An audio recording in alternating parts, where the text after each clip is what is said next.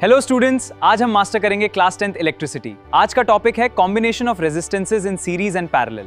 ये फॉर्मूलाज आपके बोर्ड्स के लिए बहुत इंपॉर्टेंट हैं। चलिए शुरू करते हैं। जैसे कि हम लोग resistance of a system of resistors में आ चुके हैं, तो यहाँ पर हम लोग डायग्राम बनाते हैं इस तरीके से, है ना। जैसे कि आप लोगों ने सीखा था स्टार्टिंग में, क्लियर, आपने पहले ही पढ़ा होगा, बट इसको हम और डिटेल में पढ़ने वाले हैं। तो क्या आप लोग जब जो मैंने आपको स्टार्टिंग में, है ना, फर्स्ट पार्ट में मैंने क्या आपको रजिस्टर्स दिखाए थे, राइट। अब वो जो रजिस्टर्स आप लोग के हैं, राइट, उसको थोड़ी नहीं हटा दे रहा हूँ मैं से, है ना। तो इसी वजह से मैं क्या उसको सिंबॉलिकली यहाँ पे क्या करता हूँ, शो करता हूँ, ठीक है। जैसे R1 R2 R3। अब देखिए यहाँ पे क्या हो गया, तीनों के किसमें आप लोग के सीरीज में है, एक के बाद एक, है ना, राइट। और वोल्टमीटर क्या हमेशा पैरेलल में लगता है, एंड एमीटर का किसमें लगता है, हमेशा किसमें लगता है, एमीटर आप लोग का हमेशा सीरीज में लगता है, क्लियर। तो जब भी कभी ऐसा आपको कनेक्शन दिखाई पड़े, है ना, बैटरी है यहाँ पर आपका की लगा हुआ है, ठीक है, तो रजिस्टर्स ये क्या होते हैं, सारे सीरीज में होते हैं, ठीक है। सो इन दिस कंडीशन अगर मैं आगे बढ़ूंगा, ठीक है, और वही इसके बाद अगर मैं जाता हूँ, तो अगर रजिस्टर्स क्या हो गए आप लोगों के, है ना, इस तरीके से लग गए, एक फिर दो फिर तीन, है ना, और फिर यहाँ वोल्टमीटर तो पैरेलल में रहेगा, यहाँ पर एमीटर आपका होने वाला है नीचे में, क्लियर। मीटर हो गया, बैटरी हो गई, या की हो गया। तो यहाँ पर क्या कनेक्शन दिख रहा है आप लोगों को, ये क्या तीनों किसमें है, पैरेलल में है। ये आपका पैरेलल कनेक्शन होता है। बहुत इंपॉर्टेंट टॉपिक है, समझेंगे इसके बारे में, है ना, रजिस्टर्स इन पैरेलल।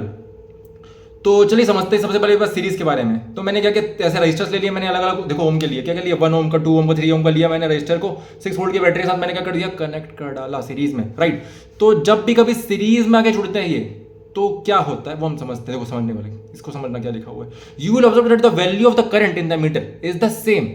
इस कंडीशन में क्या होने वाली, जो करंट है ना, करंट की वैल्यू तीनों में क्या सेम जाएगी ना, ऑब्वियस सी बात है। अब यार यहाँ मैं अगर जाता हूँ तो क्या है, देखो इसके पास भी करंट वही जाने वाला है, इसके पास भी वही जाने वाला है, और इसके पास भी वही जाने वाला है। दैट्स व्हाई करंट की वैल्यू क्या होने वाली है, सेम होने वाली है, राइट, है ना।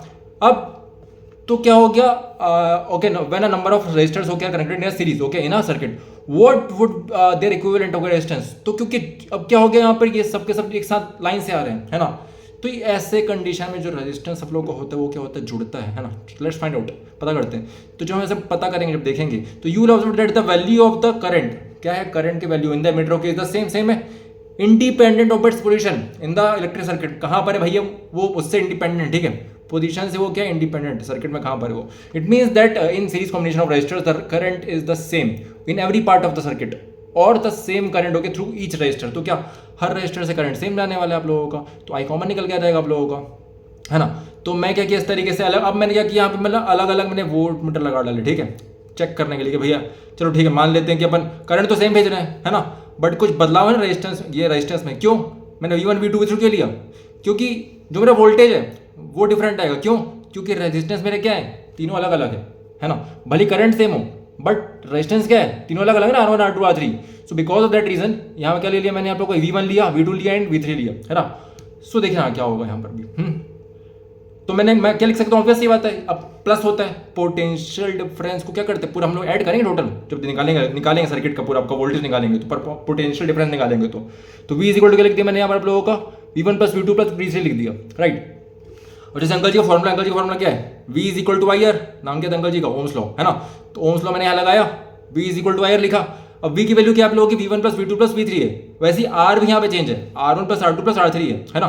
तो मैं किस तरीके से लिख सकता हूँ, देखो V1 is equal to IR1 हो गया, V2 is equal to IR2 हो गया, and V3 is equal to IR3 हो गया। मैंने सिंपल सी बात है, मैंने जस्ट रिप्लेस कर दिया। मैंने यहाँ पे क्या V को रिप्लेस कर दिया IR से, V1 को V1 को क्या कर दिया मैंने, IR1 IR2 IR3 कर दिया। अब मैं यहाँ से क्या करूँगा, I को कॉमन निकाल लूंगा। अब जब मैं I कॉमन निकालता हूँ तो यहाँ भी I था और यहाँ भी I था, तो यहाँ पे I क्या उड़ जाएंगे ना, मतलब कट जाएंगे, ठीक है। तो देखो क्या हुआ, ये सारे के सारे I कट गए, है ना, कॉमन निकल गया से I, यहाँ से I निकला, कट गया, बचा क्या लास्ट में आप लोग का RS, है ना। That is what, that is your series, है ना। जब रेजिस्टेंस सीरीज कॉम्बिनेशन में होते हैं तो वो क्या होता है, सिंपली ऑटोमेटिकली वो क्या हो जाते हैं, प्लस हो जाते हैं, ठीक है ना, क्लियर। इसमें कोई रॉकेट साइंस वाली बात नहीं, सिंपली अरिथमेटिक ओके, एडिशन इनका हो जाता है नॉर्मल, है ना, नॉर्मल इनका एडिशन हो जाता है और कुछ नहीं होता जब वो क्या जॉइंट होते हैं सीरीज में, ठीक है। तो देखो ये क्वेश्चन दिया हुआ है, इस क्वेश्चन एग्जाम में आप लोग आ सकते हैं, तो फिर एक बार इसको बना के देखेंगे आप लोग, है ना। अभी मैं क्वेश्चन आंसर नहीं करवा रहा हूँ, मैं सब कुछ आप लोग एक एक करके करवाने वाला हूँ, बट नॉट नाउ, है ना। पहले हम सारे चैप्टर्स खत्म कर दें, बेसिक कॉन्सेप्ट समझ लें, then we will move towards revision हो गया आप लोगों का, नॉट जस्ट रिविजन बोलूँगा मैं, बेसिकली हर एक क्वेश्चन को हम लोग क्या ट्राई करेंगे, ठीक है, एक एक एक्सरसाइज, एक एक क्वेश्चन हर जगह से बनेंगे, ठीक है, कुछ नहीं छोड़ेंगे अपन। सो पहली बात तो ये क्या हो गया आप लोगों को, देखो यहाँ पे आई, इसने आई निकालने बोला था तो यहाँ पे आर एस पहले आर एस निकाला गया आप लोगों का, है ना। एंड देन क्या हो गया आप लोगों का ये वी बाई आर एस करके आपका ये इन्होंने क्या करंट निकाल डाला, ठीक है, सीरीज के लिए। यहाँ फिर क्या हो गया आप लोगों का ये टोटल आपका आर निकल के आ गया यहाँ से। तो ये कुछ कंडीशन थी, कुछ सॉल्यूशन था आप लोगों को, ठीक है, इस क्वेश्चन का। देखो सपोज यहाँ पे चेंज कर दिया, ये देखो, replace the series combination of an electric lamp and connected conductor of a single and equivalent resistor. Its resistor must be okay such that a potential difference of 6 volt okay across the battery terminals will cause a current of 0.25 ampere. तो यहाँ पे जो नया आपका are निकल के आने वाला है वो भी क्या 24 आएगा, ठीक है। तो in the circuit the resistance R of the equivalent resistor will be क्या, कितना आ गया 24 ओम आ गया, ठीक है। तो देखें यहाँ पे क्या 24 ओम ही था क्या, हाँ देखो यहाँ पे 24 ओम था, मैंने यहाँ पे चेक कर लिया, ठीक है। तो इस तरीके से आप लोग चेक भी कर सकते हो, ठीक है, ओम्स लॉ लगा के, राइट। आगे बढ़ते हैं, तो फिर अगर हम आगे बढ़ते हैं देखते हैं, तो फिर we will realise what we will understand that कैसे क्वेश्चन बनाना है ना। देन रेजिस्टर्स इन पैरेलल, ठीक है। तो जब पैरेलल में लोग कनेक्ट करते हैं तो इस कंडीशन में जो आप लोग का आई होने वाला करंट, आ तो यहाँ से सिंगल रहा है बट वो क्या 3 अलग अलग पार्ट में डिस्ट्रीब्यूट हो जा रहा है। अब क्योंकि जब वो डिस्ट्रीब्यूट हो जा रहा है ना, तो करंट जो है वो क्या हो जाएगा, बट जाएगा, है ना, क्योंकि अलग अलग वायर को अलग अलग करंट की आवश्यकता है, क्योंकि दोनों इन सभी के रेजिस्टेंस क्या अलग अलग है।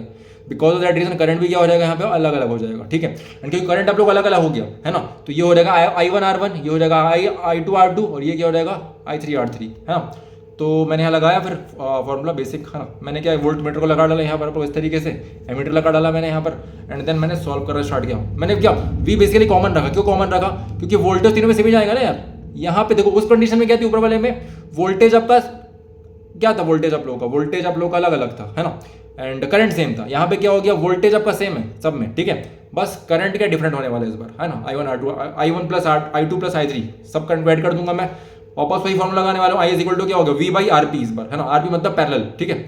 सो V ये क्या हो जाएगा आपका, I1 is equal to V by R1, I2 is equal to V by R2 and I3 is equal to V by R3। मैंने सबको यहाँ पुट किया वैल्यू, मैंने V कॉमन निकाल डाला। जैसे V कॉमन निकालूंगा V कट जाएगा आप लोग, अल्टीमेटली क्या बच गया 1 by RP is equal to 1 by R1 plus 1 by R2 plus 1 by R3, है ना। तो ये क्या रेसिप्रोकल हो जाते हैं, ठीक है। Thus we will conclude that the reciprocal of the equivalent resistance of a group of resistances joined in parallel is equal to the sum of the reciprocals of the individual resistors, ठीक है। ऐसे कुछ question इसको चाहे तो बना सकते हो, ठीक है। इसको ट्राई करेंगे एक बार जरा आप लोग, क्लियर। एग्जांपल सारे देखेंगे, एग्जांपल सारे बना के देंगे घर पे आप लोग, है ना। कोई डाउट लगे तो भाई कमेंट बॉक्स है, ठीक है। So we have seen that, देखो यहाँ पर एक बात समझेंगे, मैं समझा रहा हूँ। आज मैं बस ये पढ़ाने वाला हूँ, कल आप लोग को मैं हीटिंग इफेक्ट पढ़ाऊंगा, ठीक है। तो we have seen that in a series circuit, okay, है ना, current is constant throughout the electric circuit, ठीक है। Thus it is obviously impractical to connect an electric bulb and an electric heater in series, है ना। तो क्या हो गया, समझ लो क्या हो रहा है, सीरीज में रेजिस्टेंस क्या हो जाता है, बढ़ जाता है, क्लियर।